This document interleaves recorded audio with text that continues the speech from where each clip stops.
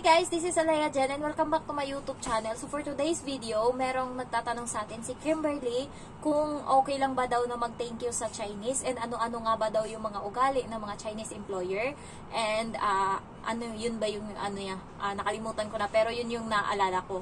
So guys, yes, gustong-gusto nila na nagiging grateful kapag may binibigay sila kasi once na binigyan kanila and tinatanggap mo ng tinatanggap yun, so natutuwa sila and bigyan kanila ng bigyan. Kaya tanggap ka lang ng tanggap. Ayan. So, halimbawa, binigyan kanila ng pagkain, ganyan, pera, sabihin mo, para lalo yung mga matatanda, sinasabi ko, Doche Kungkong, ganyan, Doche Popo, ganon. So, pinapakita ko yung tuwang-tuwa talaga, Doche, ganon. Tapos, natatawa sila and natutuwa sila. So, every time, binibigyan na nila ako. Pag pumupunta ako dun sa amo, sa parents ng amo ko, babae, kahit doon sa kabila, pag binibigyan ako, nagte-thank you ako parate. So, tuwang-tuwa sila. And then, parate na nila akong binibigyan. Ayan. So, yung lalaki, yung si Kongkong, always talaga, love ako nun, Char. So, totoo, guys, parate niyang dinadagdagan yung pagkain ko. And then, pag may prutas siya, hinihiwaan niya and nagugulat na lang ako, inaabutan niya ako na nakaupo ako or naglalaro sa bata. So, kinakain ko lang, nakikita naman ng amo ko and ni Popo and dun yung ibang mga member dun ng family, nakikita nila na inabot sa akin ni Kongkong and minsan sinusubuan niya ako. So, tinatanggap ko. Ayan. So, lahat tinatanggap ko kahit hindi ko gusto, kahit yung pagkain nila na hindi ko alam. So, yung parang dates, hindi ko alam. Pero hindi ko gusto yung lasa, guys. Pero tinanggap ko na lang, kinain ko and then tinabi ko yung iba. And then, si Popo, pag nakita niya ako na nakaupo dun sa gilid kasi nagsi-cellphone ako kasi yung alaga ko pumunta sa school. So, 1 hour and then sila ng amo kong babae and then yung matandang babae is magchika-chika yan. Magugulat ako, may inaabot yan sa akin habang nakaupo ako. So, magte-thank you ako. Ayan. So, minsan hindi ko kinakain, tinatabi ko lang sa bulsa and then inuuwi ko. So, ayan yung ginagawa ko. Gustong-gusto nila yun, guys, pag nagte-thank you kayo and grateful kayo. Kaya yung amo ko minsan, pag nagbibigay siya sa akin, tuwang-tuwa ako. Nung nakaraan, binigyan niya ako ng mooncake nung mid-autumn. So, mahal pala yun kasi kahit yung maliit lang daw sa A1 Bakery and then sa Maxim Cake ba yun na brand, mahal na daw yung isa. So, sabi nila, kaya nung pag-uwi niya, may dala siyang box and then sinearch ko sa Google kung magkano, nasa 500 plus Hong Kong dollar yung isang box and yung isang box na yon 4 lang yung laman. So, binigyan niya ako ng isa nun. Sabi ko, Jen, ganun siya mag-abot sa akin ng guys, ng items. Halimbawa, hindi siya ganyan magbigay. So, 2 kamayan, ganyan yan siya magbigay sa akin. So, Jen, this is for you. Gaganon siya. Nakakatuwa. Ako, bigay lang ganyan. Sa kanya, ganun pa talaga. Kahit simula pagdating ko, ganyan siya magbigay. So, napapansin ko yan sa kanya. Sabi niya, this is for you. Sabi niya ganun. Sabi ko, really, ma'am? It's for me? Sabi ko ganun. Tapos, tuwang-tuwa ako. Kasi, nalaman ko na mahal, guys, eh. Yung isa, 100 Hong Kong dollar sa pera natin. Nasa, sobra siya 100. Sa pera natin, mga nasa siya, 800 plus siya. Yung isang yun, kasi ginugel ko. So, tuwang-tuwa talaga ako. Nandun pa nga yung kalahati sa taas, hindi ko naubos. Nandun sa kwarto. Pag bored lang ako, kinakain ko. And parati na ako busog sa gabi, guys, kasi nagluto nga ako ng grahams. Kaya, yan yung pinapang dessert ko sa gabi. Ayan. And then,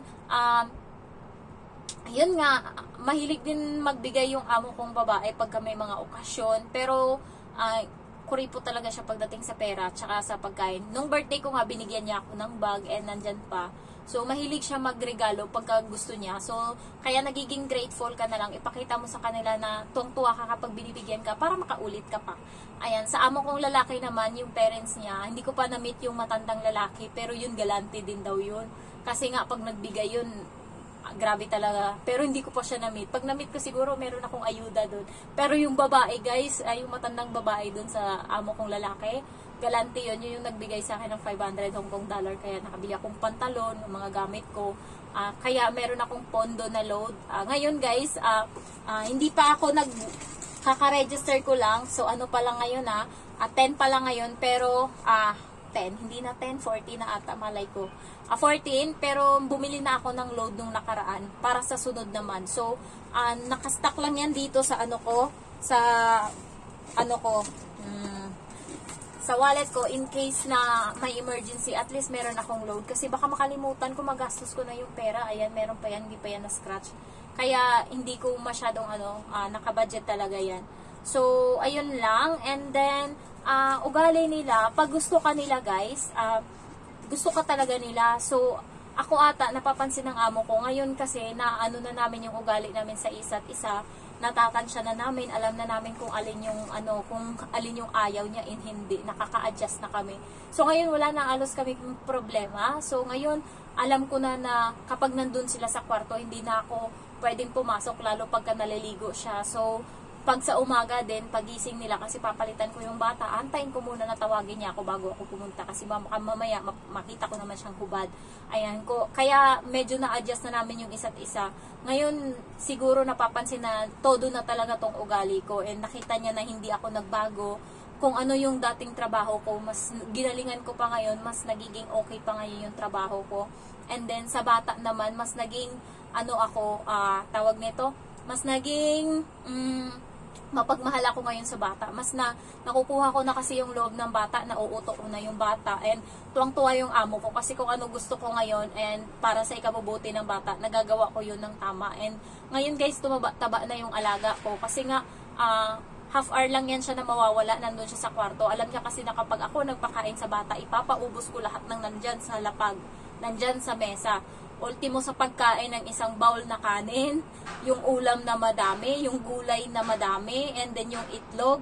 Lahat yan, ipapaubos ko. Walang ititira pag ako nagpakain. Pag sa kanila, madidisappoint ako pag kuha ko ng plato, ang daming pang tira nung sa bata. Kasi sila guys, hindi nila inaalagaan yung bata na katulad ko na on hand tala. Sa kanila guys, mauna pa silang maubos kumain. Yung bata, nakatanga nga lang ganun. Hindi man lang nila masabihin, kumain ka na dyan or subuan man lang. Sige lang sila nang kuha ng pagkain. Para sila nag-uunahan sa pagkain. Pero yung bata, pinapabayaan lang nila.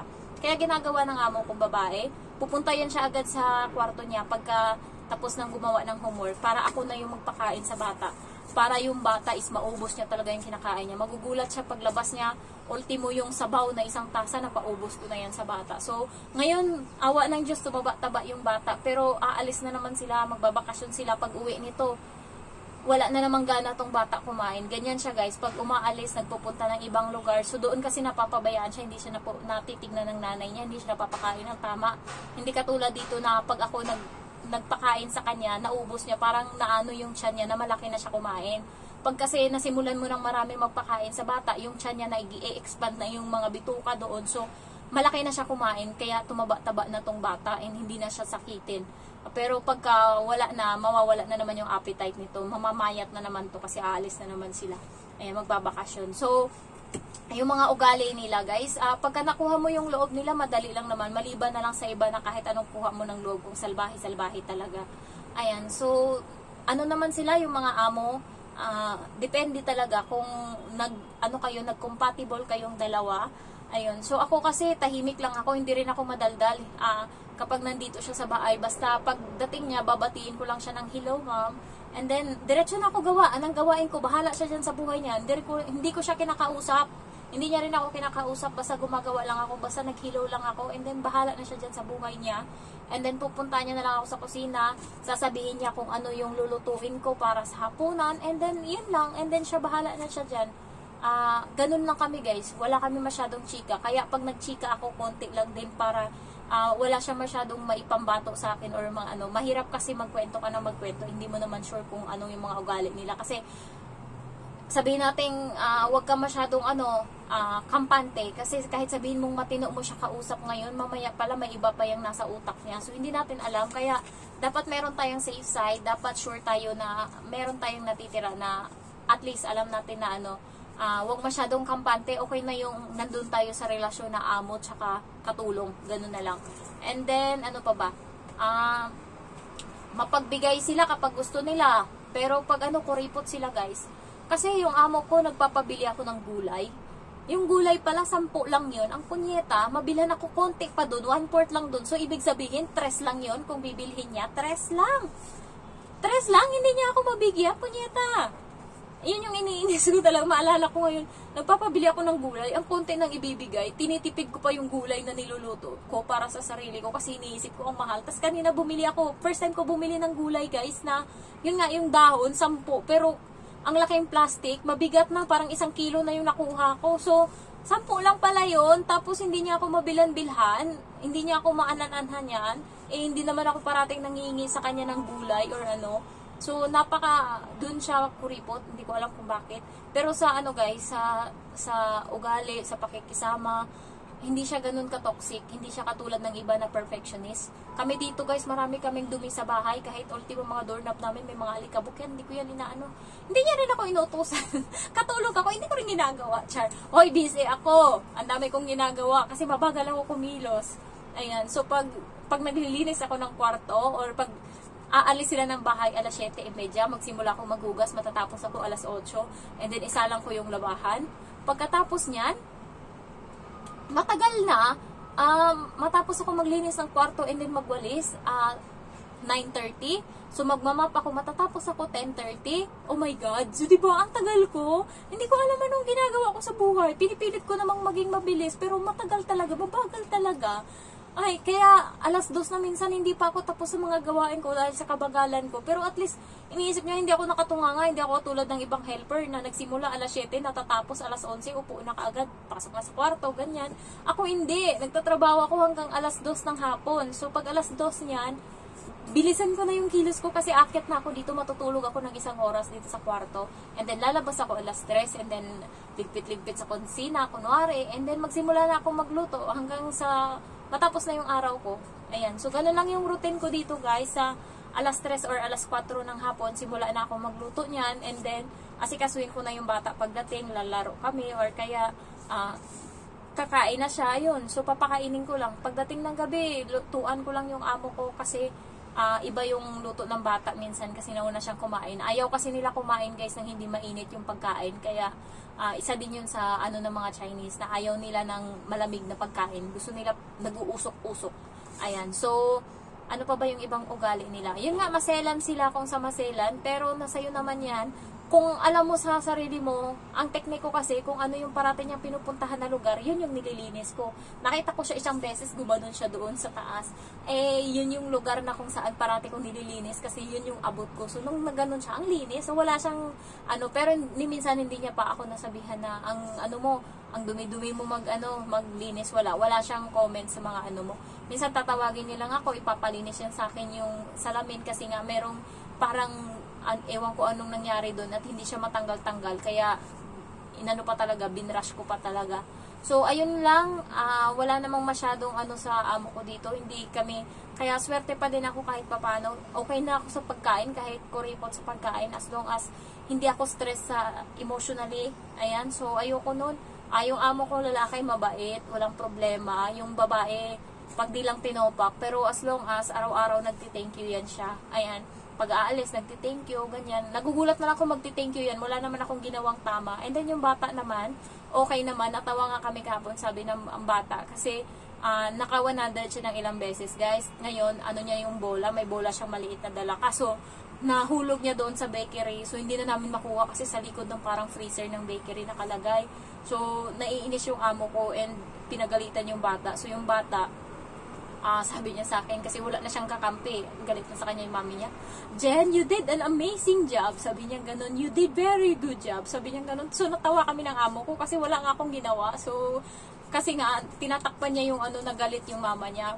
Pero hindi kami nag-move on doon, guys. Yung bola na yun na nandun sa bakery, umalis kami kasi pumunta kami sa doktor, sa Chinese doktor. So, 1 oras kami doon mahigit. Akala ko, nag-give up na yung amo kong babae. Binalikan namin yun. Kasi hindi namin siya makuha, hindi siya abot ng ruler, hindi siya abot. So, nag-iisip kami, sabi ko sa kanya, pwede natin yung sungkitin ng stick, ma'am, kasi hindi lang natin abot, pero kaya naman yan. Sabi niya, saan tayo makakakuha ng stick? Buti na lang kamo sa daan, merong basurahan na merong nakalagay doon na fluorescent lamp na parang yung mataas, yung parang 1 feet, ayan, so ganyan siya kataas. So sabi ko, ayan pwede yan. Sa basurahan yun, sabi niya, sige, try natin. So, tinry namin, ayun, nakuha namin. Tapos tumawa ako. Sabi ko sa kanya, akala ko nag-give up ka na doon, na hindi na natin makuha yung bola ng bata. Sabi niya, hindi. Kasi, para sa kanya, malaking achievement na yun. Kasi minsan lang nakaka 100 yung bata na yan. Simula nung dumating ako, guys, naging gano'n na siya, matino na siya. Kasi, dati maing-ing siya. Pero ngayon, nagiging matured na siya. parati na siya nagwa 100, kaya natuwa yung teacher sa kanya, binigyan siya ng small present, and yung small present na yun is malaking bagay na yun kasi pinaghirapan yun ng anak niya, kaya ayaw ng nanay na mag-give up, ayaw niyang mawala yung bola na yun, kaya binalikan talaga namin kahit na gabi na, pinalikan talaga namin doon sa bakery, sinabi namin kukuhanin talaga namin yung yung bola, and then nung nakuha na namin, tungtuan na kami, so bumalik na kami doon sa bahay. Kaya yung amo ko, madali lang siyang pakisamahan as long as hindi mo lang ma-press yung button niya na magalit. Pero hindi pa naman siya sobrang galit. Doon lang sa nakahubad siya na nakita ko, yun lang. Pero the rest doon, napapatawad niya. Minsan may pagkasilosa siya, pero napapansin niya din ata na wala naman akong interest sa asawa niya. And napapansin niya naman na kapag kami lang ng asawa niya, hindi kami nagkikibuan para kaming mga multo. Magugulat na lang siya. Yung amo kong lalaki nakahiga dyan sa sopa, and ako nandito sa kusina, or minsan naglalakad-lakad kasi may ginagawa ako, and then sila pinapatulog yung bata. So, binubuksan niya lang yung pinto. Siguro, huhulihin niya kung anong ginagawa namin dalawa ng lalaki. Tapos, nagulat ako, lumabas siya. Ako naman, nakikita niya ako na may iba akong ginagawa. Halimbawa, nagtapon ako ng basura, and then yung lalaki nandiyan nakahiga pa din. Tapos, meron doon sa lapag ng sopa, merong mga nakakalat na laruan ng bata. So, winalis ko yung mga laruan na yun, paalis doon sa harap ng lalaki. Nilagay ko doon sa gilid, tsaka ko kinuha. Yun na yung abutan ng babae na napansin niya nga na dumidistansya ako. Alam ko naman kasi yung limit ko. And siguro nung bago, inaano niya na malandi, ganon. Siguro iniisip niya. Kasi yung dati niya ditong katulong, bata daw, na terminate. Hindi ko alam kung bakit. Chika nung napahiya kaya siya guys. Chika nung bata. Sabi ko sa kanya, yung dati mong katulong dito, ganyan, ganyan. Sabi niya, hindi, bata pa yun. Sabi niya, ano pangalan? Sabi niya, Mabi. Sabi niya, ganun. So, chinichika ko siya, kahit bata lang yan, nakakaalam siya.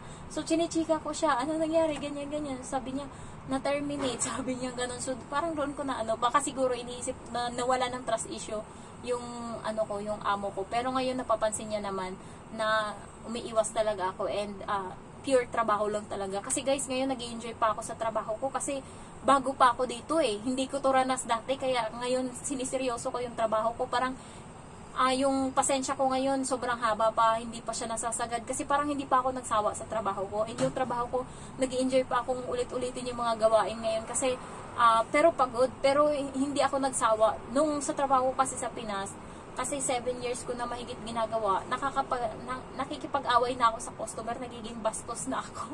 Kaya sabi ko, mag-iiba naman ako ng tatahaking daan para maiba naman. Baka naano na lang ako, parang naano na ako sa comfort zone ko. Ayan. So, ayun lang guys, na-share ko lang, and thank you so much for watching. Ngayong araw, ang dami kong vlog na nagawa. 5 na, diba?